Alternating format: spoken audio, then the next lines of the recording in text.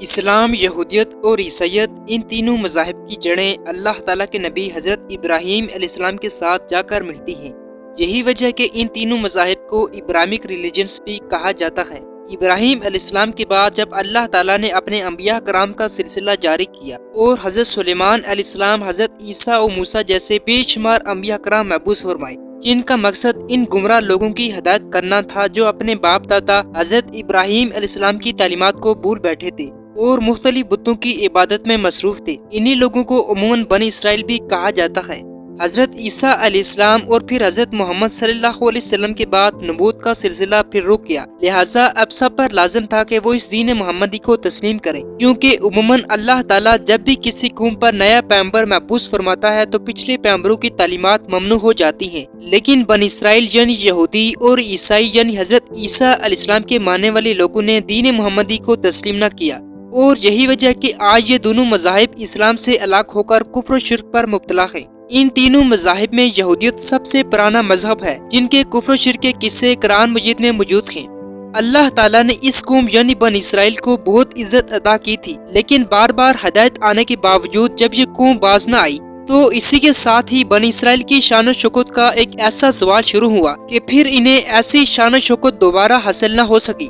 ناظرین، تقریباً حضرت سلیمان علیہ السلام کے بعد یہ بنی اسرائیل کی سلطنت دو حصوں میں تقسیم ہو گئی، جس کا ایک حصہ یہودا اور دوسرا حصہ بنی اسرائیل کہلاتا تھا۔ کہا جاتا ہے کہ اس سلطنت کے ایک حصے یعنی اسرائیل کا بادشاہ غیب تھا، جس کی بیوی کا نام ایزابیل تھا، جس کی خوبصورتی کے چرچے دور دور تک مشہور تھے۔ لیکن جیسا کہ کہا جاتا ہے کہ انسانوں کو راہ حق سے بھٹکانے کے لیے عورت کا استعمال شیطان کا سب سے بڑا ہتھیار ہے، لہٰذا ان دنوں بھی شیطان نے اسی عورت یعنی ایزابیل کو استعمال کرتے ہوئے لوگوں کو کفر و شرک میں مبتلا کر دیا۔ ناظرین، یہی وہ عورت تھی جو پورے بنی اسرائیل کو شرک میں مبتلا کرنے میں کامیاب ہوئی۔ یہ عورت دراصل بال نامی بت کو ماننے والوں میں سے تھی۔ قدیم دور میں بال بت یہودیت اور اسرائیلیوں کا سب سے بڑا دیوتا تھا۔ تاریخی روایات کے مطابق کہا جاتا ہے کہ یہ بت سونے کا تھا اور اس کا قد تقریباً 20 گز تھا اور تقریباً 400 افراد ہر وقت اس کی خدمت پر مامور رہتے تھے۔ قدیم یمن اور شام کے لوگ اللہ تعالیٰ کے پیغمبروں کی تعلیمات کو بھول کر اس بال نامی بت کی عبادت میں ہر وقت مصروف رہتے۔ کہا جاتا ہے کہ یہ بت ان کا سب سے پسندیدہ بت تھا، جس کی سینکڑوں سالوں سے پوجا کی جا رہی تھی۔ ناظرین، بال نامی اس بت کی تاریخ بہت ہی پرانی ہے اور آج کے دور میں بھی دیکھا جائے تو آپ کو اس بت کے پجاری اور اس کے سائن آپ کو جگہ جگہ دیکھنے کو ملتے ہیں۔ مثال کے طور پر اس بار بھی کامن ویلتھ گیم 2023 میں بھی دکھایا گیا کہ لوگ اس کی کس طرح تعظیم و تکریم کرتے ہیں۔ بہرحال قدیم دور میں بھی اس دیوتا کے گرد میلے لگتے تھے اور اس کے سامنے سونے چاندی کے نظریں چڑھانا اور خوشبو کا استعمال ہونا عام تھا۔ یہاں تک کہ یہ بھی کہا جاتا ہے کہ اس بت کے مندروں میں جانوروں کی قربانی بھی دی جاتی اور خاص موقعوں پر انسانوں کی بھیڑ بھی چڑھائی جاتی۔ ویسے اگر دیکھا جائے تو بال کے معنی آقا یا سردار کے ہیں۔ قدیم عرب کی خواتین بھی اپنے شوہر کو بال کے نام سے پکارتی تھی۔ اس کے علاوہ بعض مورخین لکھتے ہیں کہ حجاز کا مشہور بت حبل بھی بال ہی کی ایک شکل تھا۔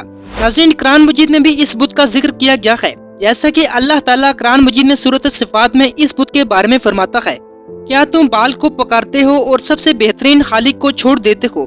بہرحال تاریخ کے مطابق کہا جاتا ہے کہ جس عورت نے بنی اسرائیل کو اس بت کے پیچھے لگایا تھا، یہ عورت دراصل 9ویں صدی قبل مسیح میں میوا فینسی کی شہزادی اور بادشاہ اتوبال کی بیٹی تھی۔ تاریخی روایات کے مطابق کہا جاتا ہے کہ جب اس کے باپ نے اسرائیلی سلطنت کو ٹوٹتے ہوئے دیکھا تو بہت ہی پریشان ہوا، لہٰذا اس نے اس سلطنت کو پرامن بنانے کا ایک حل ایسا نکالا کہ نئے مقرر شدہ اسرائیل کے بادشاہ کے بیٹے اہیب اور شہزادی ایزابیل کی شادی کرا دی، جس کا سب سے بڑا فائدہ یہ ہوا کہ کچھ عرصے میں دونوں ٹوٹی ہوئی سلطنتوں کے درمیان کچھ حد تک امن قائم ہو گیا۔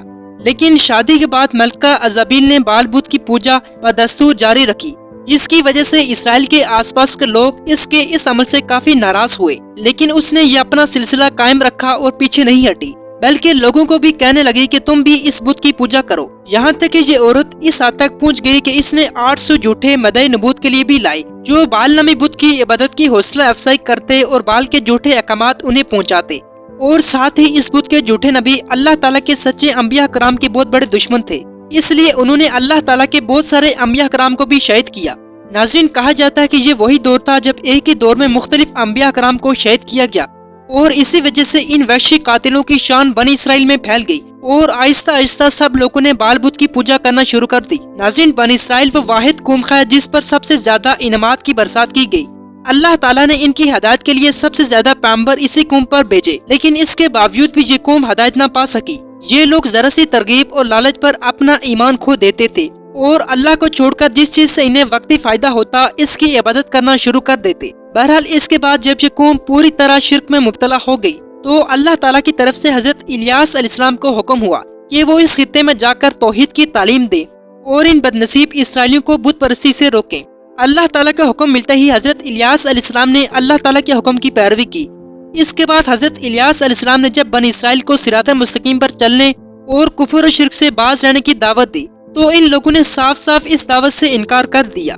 حضرت الیاس علیہ السلام نے پوری کوشش کی کہ یہ لوگ کسی نہ کسی طرح مان جائیں، لیکن یہ قوم اپنی ہردرمی پر قائم رہی۔ اس کے بعد اللہ تعالیٰ نے اس قوم پر ایک عذاب نازل کیا۔ یہ عذاب خشک سالی کی صورت میں تھا۔ اللہ تعالیٰ نے ان لوگوں کو خشک سالی سے دوچار کر دیا اور اسرائیلی سلطنت کے لوگ پانی کی بوند بوند کو ترسنے لگے، جبکہ دوسری طرف ایزابیل حضرت الیاس علیہ السلام کی جان کے دشمن بن گئی اور اس نے اپنے شوہر اہیب کے ذریعے ان کو قتل کرنے کا فرمان جاری کیا۔ لیکن حضرت الیاس علیہ السلام اللہ تعالیٰ کے حکم سے غار میں چھپ گئے اور کچھ عرصے بعد اللہ تعالیٰ کے حکم سے دوبارہ ظاہر ہوئے۔ اس کے بعد اللہ تعالیٰ کے نبی حضرت الیاس علیہ السلام نے ایک اور بار پھر کوشش کی اور دوبارہ سب کو دین حق کی دعوت دی اور ساتھ ہی واضح طور پر یہ معجزہ بھی دکھایا۔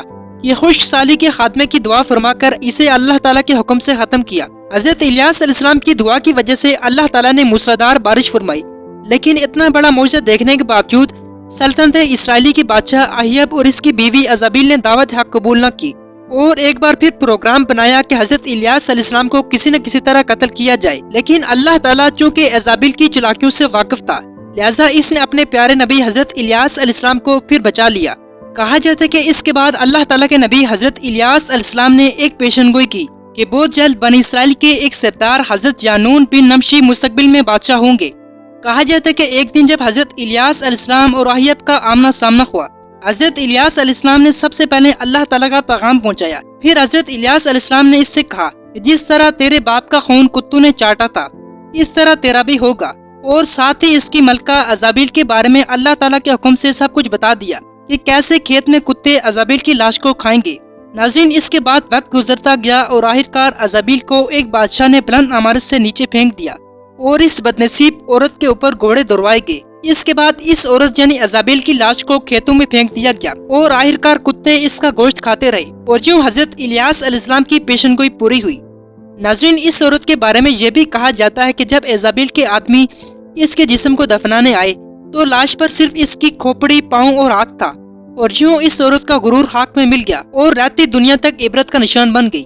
ناظرین کرام، بہرحال شاید اسی واقعے کو اللہ تعالیٰ قرآن مجید میں کچھ اس طرح فرماتا ہے، پس جنہوں نے الیاس کو جھٹلایا وہ بلا شبہ پکڑے ہوئے لائے جائیں گے، باوجود ان کے جو چن لیے گئے ہوں، اور ہم نے بعد کے لوگوں میں الیاس کا ذکر باقی رکھا۔ الیاس پر سلام ہو، بلا شبہ ہم نیکوکاروں کو اسی طرح بدلہ دیا کرتے ہیں، بے شک وہ ہمارے مومن بندوں میں سے ہیں۔ ناظرین، امید کرتا ہوں آپ کو اس چھوٹی سی ویڈیو میں بہت سی چیزیں جاننے کو ملی ہوں گی۔ اگر آپ ہمارے چینل پر نہیں تو ہمارے چینل کو سبسکرائب کیجیے۔ تب تک کے لیے اجازت دیجیے، اللہ حافظ۔